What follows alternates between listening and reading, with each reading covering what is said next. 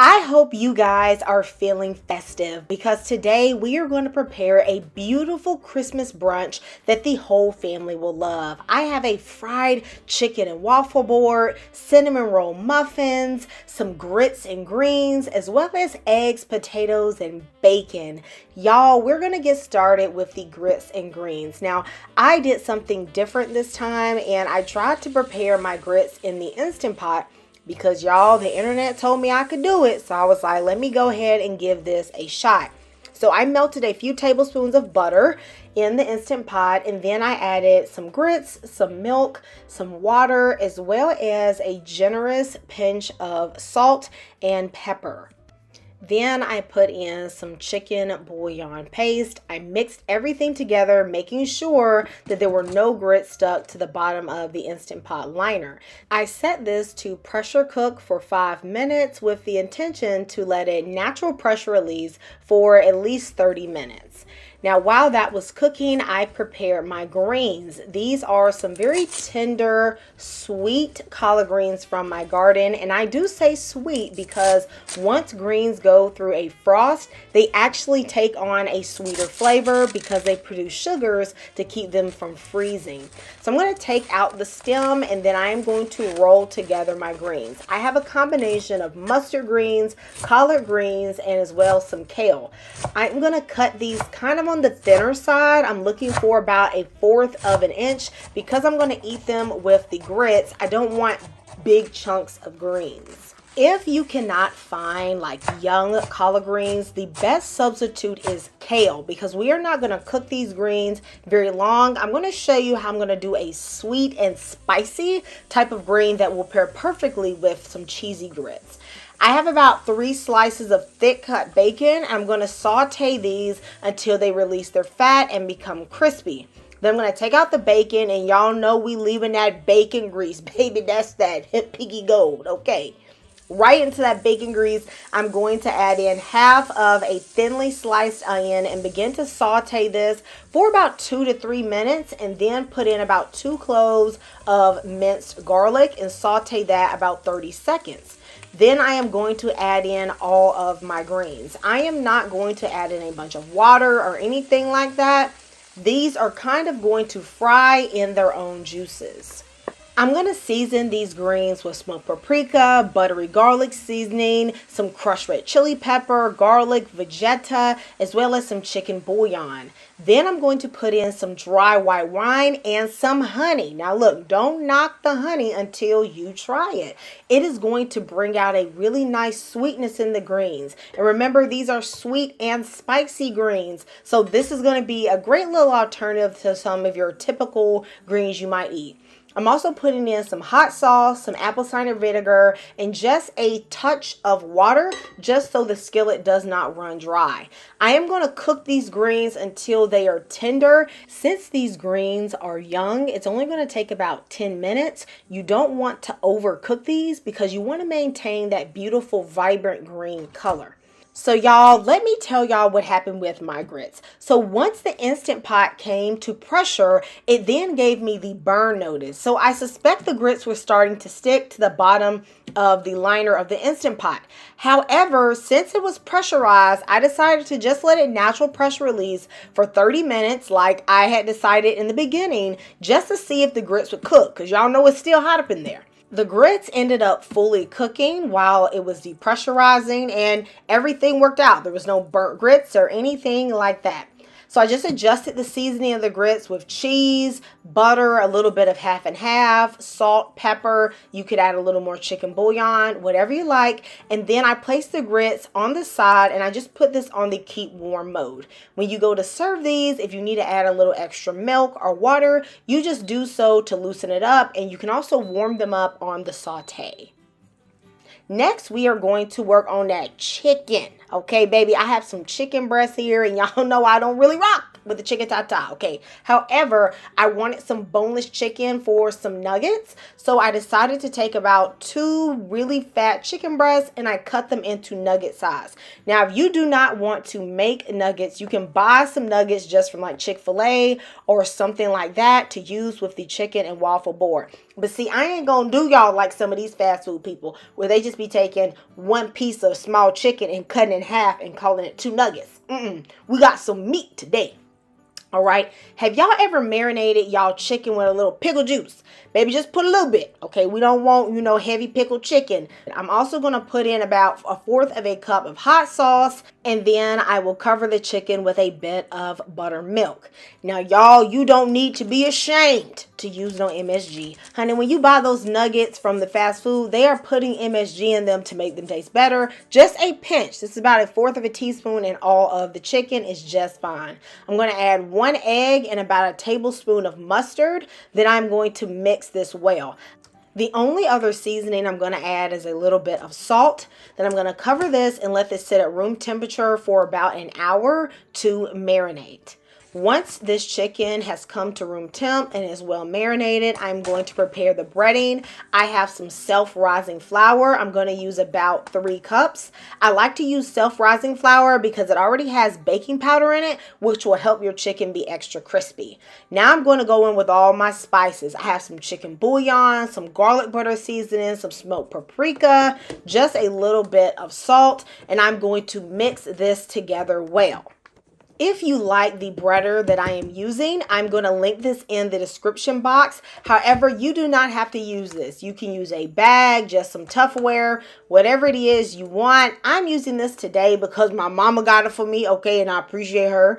And also because I'm doing so many pieces of chicken, especially all these little pieces of chicken, I just think it's a bit easier when you have something like this because I can do so many pieces at one time.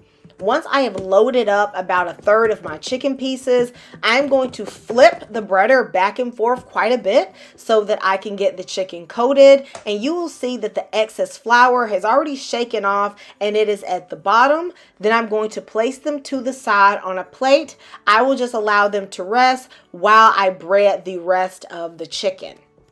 Something you can do to save time when preparing this brunch is that you can marinate this chicken the night before and also prep the flour so that the next day the only thing you have to do is coat the chicken and fry. In my Dutch oven, I've heated up some oil to 350 degrees, and then I am going to fry this chicken in 3 batches. Do not overcrowd your pot because then your chicken ain't going to get crunchy like you want it to, okay? Now, this is some baby chicken, okay? Just some itty bitty pieces. So this is only going to take about 5 minutes or so for this to get golden brown. I'm going to drain off the excess water, and I'm going to place this on a rack on a baking sheet. I don't like to put this on paper towels because I find that the breading will start to get mushy. In between batches, you are going to go in and scrape out any of the pieces of coating that falls into the oil. You want to do this because if you don't, then those little bits are going to start sticking to the chicken and they're going to begin burning. And it's also going to make your oil taste bad quicker. I'm going to prepare a nice little sauce to go on the chicken. So I'm going to add in a few tablespoons of butter on low heat with 2 cloves of crushed garlic and a few sprigs of rosemary. Then I'm going to add in some hot sauce as well as a bit of honey and brown sugar. This is going to create a sweet and herby coating for the chicken that is just really nice. Instead of tossing the nuggets in a bowl, I prefer to just brush the sauce over them, but you can do this any way that you want. And I am definitely not going to throw out those sprigs of rosemary. They're like candy rosemary. They are actually taste really delicious. I'm just going to break them up and spread them over the chicken nuggets for additional flavor. Now, y'all don't play with me, okay? When you doing something for a crowd, baby, you just bust out that crusties. All right, now, if you gonna do it from scratch, you gonna do it from scratch, okay? Ain't nobody gonna hold you. But a lot of y'all don't know is that when you go to restaurants, they be using that crusties, okay? So all I'm going to do is prepare this according to the package instructions. However, I'm going to add a bit of cinnamon, and I'm going to use some milk instead of water. And I'm still going to use oil, and I'm still going to use that egg, okay? You could also throw in a little bit of vanilla if you wanted to. I am going to mix this until it just comes together, okay? You don't have to get out every lump. You don't want to overwork the waffle batter. I have this cute little heart waffle maker. Now, I know this is Christmas, okay, but I just thought the hearts were really cute. So I'm going to prepare some of the waffles with the heart waffle maker, and I'm also going to prepare some other ones with a circular waffle maker that I like to use. I'm just going to let these waffles cook according to the directions on my waffle maker. Now, you can use these thin waffles, or you can also do the thick Belgian waffles, but I really have a preference for the thin waffles. Now, look, I know I'm filming a video and I'm trying to be cute, okay, but I just had to ask, do some of y'all be doing what I'm doing here? Okay, when you put that foil on your counter because you don't like that overspill from the waffle maker. That way you keep your cleanup easy. And if you didn't know, baby, you could do that, okay? So if you do not want to make all the waffles from scratch, then honey, you get a good brand of frozen waffles, and then you heat them up in your oven, especially if you have like a convection oven. They gonna come out crispy, and baby, everyone is still going to love it. It is a tradition for my family to have cinnamon rolls on Christmas morning. I started doing this when I was a teenager. I would make homemade cinnamon rolls for them. And then at some point, honey, I just had to give it up. It was just too much energy making them cinnamon rolls from scratch. And so one of my brothers took over the task. These cinnamon roll muffins are way less labor intensive, but still give you that cinnamon sugar vibe. So I have weighed out my flour. I have also added in some baking powder and some salt. I've mixed that together, and then right into the middle of my dry ingredients, I'm going to put in some milk as well as some slightly melted but cooled butter. I'm also adding about a half a tablespoon of vanilla extract because, you know, vanilla baked goods are just lovely together, as well as 1 egg. Then you are going to slowly combine the wet into the dry ingredients until they are just combined. You do not want to overmix this batter because you don't want to form a lot of gluten and make your muffins tough. For the filling, we are going to use 1.5 cups of pecans, and I'm going to coarsely chop them. Now, if you got a peanut allergy, baby, this is not for you. Okay, instead, maybe you could use some raisins, maybe a little less because you don't want the muffins to get overly sweet, or you could leave this out altogether. I have 1 cup of brown sugar in my bowl. Into this, I am adding 3 tablespoons of softened butter, as well as some cinnamon and a pinch of nutmeg. Okay, don't hate on the nutmeg in the cinnamon rolls, all right? I'm going to mix that together with the 1.5 cups of pecans. Then I am going to add 1/2 of this mixture into the muffin batter, and I'm just gently going to fold it in. Reserve the rest of the mixture to the side because we are going to use that as a nice sweet and nutty topping.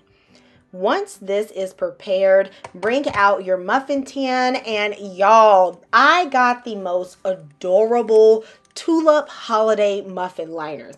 I'll leave a link in the description to Amazon where I got these from. I absolutely loved the colors, and I just felt like it made everything so special. I am going to put a little less than 1/4 cup into each muffin. I like using an ice cream scoop because it makes it easy to measure, and I can get as little mess as possible on the side of the liners.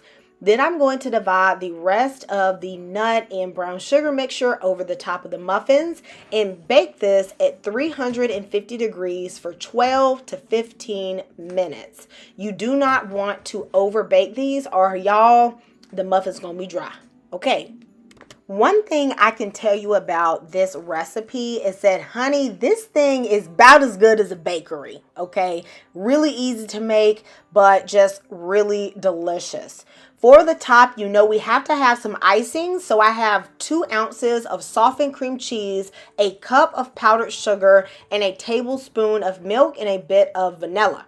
I just added more and more milk until the icing got to the consistency I wanted. In total, I probably used about 3 tablespoons. Now my muffins have completely cooled, okay, because you don't want this icing to just melt everywhere, all right? Then I'm going to add this on just like you would the top of a cinnamon roll. And y'all, let me know if you're going to try these muffins. I love to have some breakfast potatoes as an option to any brunch. So I'm going to do a really easy recipe today. I have some yellow potatoes here and I'm going to cut them into 1-inch cubes. Then I'm going to place them in some water while I chop all the potatoes so they do not go brown. Into a pot of boiling water, I'm adding a generous, because y'all know potatoes is bland as all get out, amount of chicken bouillon and salt. Then I'm going to add my potatoes and cook them until they are just tender.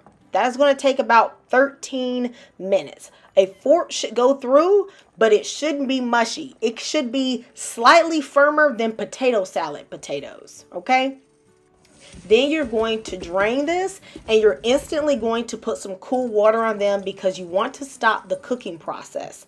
At this point, you have 3 options. You can either pan fry them in a little bit of bacon grease and butter on each side for about 3 to 4 minutes until they are brown, or you can cover these in a bit of olive oil or bacon grease and put them in a 425-degree oven until they are nice and crispy. Or another option, y'all, you could also deep fry them, okay, just in the same oil you use the chicken. All right, that would work too, okay, because all you're looking to do is to brown them up. Then you're going to lightly season them with a little bit of butter garlic seasoning, a little bit of Creole seasoning, and of course, some rosemary. Rosemary and potatoes go wonderful together. If you do not want to make your potatoes from scratch, another alternative is to buy some frozen hash brown potatoes and fry those up. Now, one thing you can't get from a box, okay, is these scrambled eggs. We not doing carton eggs, baby. We doing some whole yolk eggs, all right? So I've beat 6 eggs here, and I've added in some butter to a skillet. A lot of people mess up their eggs because they do not know how to make them fluffy, and I am going to show you how. I have my temperature on a medium-low heat, and I'm not going to aggressively stir them. I'm going to wait until I see a little line develop around the edges of the egg, and then I'm going to gently push the eggs to the middle and the side, creating some nice, large, chunky egg folds. When I see the eggs are about 80 to 85% done, I am going to cut off the burner and then I'm going to place them to the side because they will continue to cook on their own. I'm now going to show you all how to do a simple but beautiful setup for the brunch. I just got this 2-tier marble stand from TJ Maxx. They also sell them at Home Goods and Marshalls. And I'm going to add on my muffins. Now, I had to kind of disguise the top because I did eat one of the muffins, but you'll have 6 on each level if you don't take a little snack, all right? Then on the side, this is like a marble cake stand. I got this to match the 2-tiered stand. I'm going to add my grits and greens. And then on a white plate, I'm going to add my eggs, my potatoes, as well as some bacon. Now, y'all, this brunch is just for me and my family. I am not in the food service business. We didn't let this food sit out a long time. We just went in, we just crunched this, okay? So if you are doing this for a large crowd, you are probably going to have to put these on burners and things of that nature. But baby, we just doing simple stuff, okay?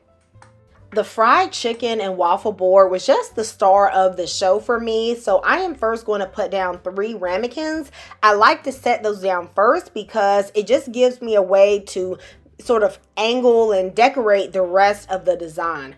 I took the waffles and I cut them into pieces and I just started arranging them in different ways around the board. It's going to look a little gappy at first, but we're going to fill those in with mounds of that fried chicken. Baby, with that rosemary hot sauce. Oh my goodness. Y'all, this chicken is too delicious. Okay, I just piled it up everywhere. The board was looking rather beige to me, so I needed to liven up the colors with some fresh raspberries. I also added in some blueberries and some blackberries, just any fruits that I felt that people would enjoy having with their waffles or just as a part of the brunch. When you are trying to decide where to put things, just simply think of having color contrast. So if you have that chicken and waffle, a tan color, go in there and add some red, then put some blue and some green. It's just going to make everything start to pop. I added blueberries to one of my ramekins, and then in the other two, I am going to add maple syrup and honey. If you have ramekins with a little spout, that would be perfect so that they can easily pour the syrup over their waffles. What do you all think of the little rosemary touches I added just to make everything look classy? With just a few other decorations and drinks, you will have a beautiful brunch. I will see you next time in Kamira's Kitchen. Goodbye and God bless.